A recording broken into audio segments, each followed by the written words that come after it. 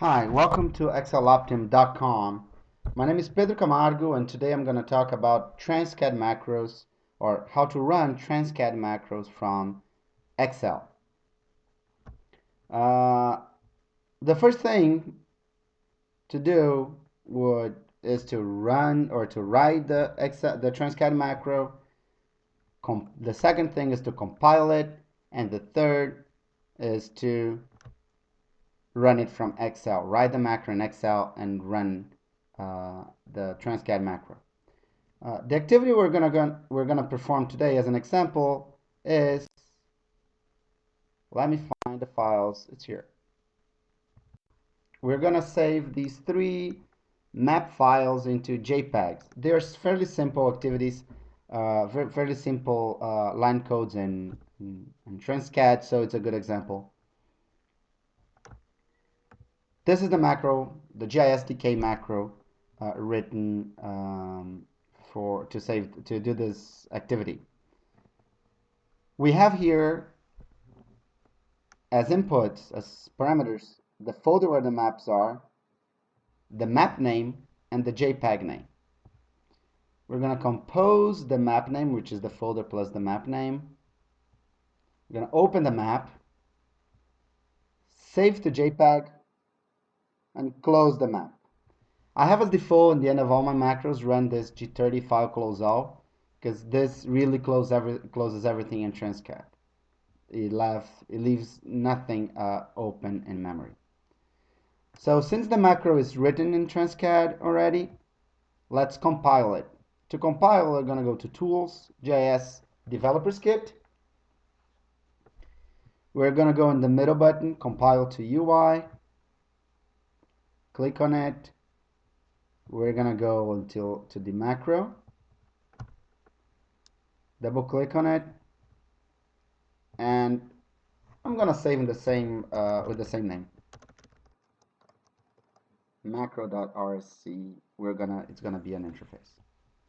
Save, compile, it's done. We're done with TransCad, we can close it.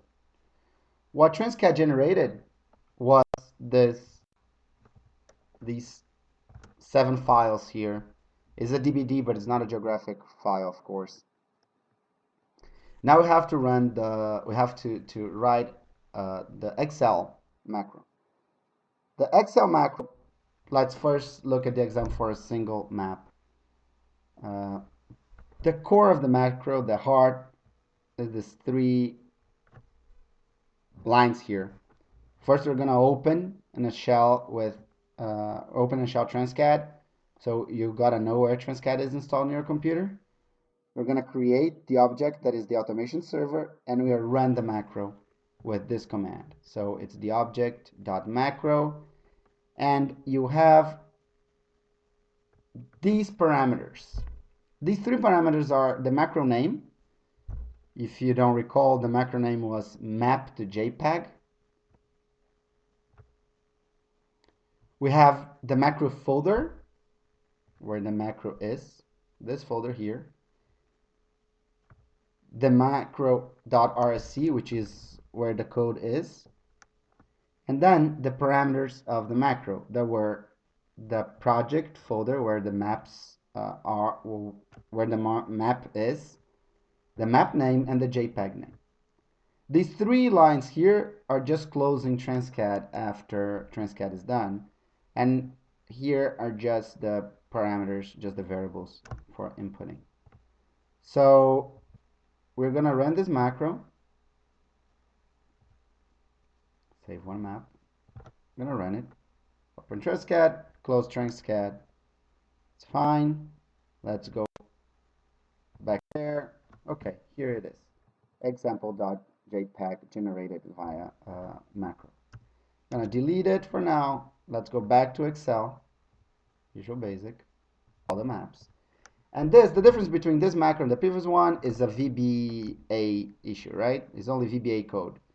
So instead of having a name of the map and the JPEG as fixed, now they're gonna be generated by the macro.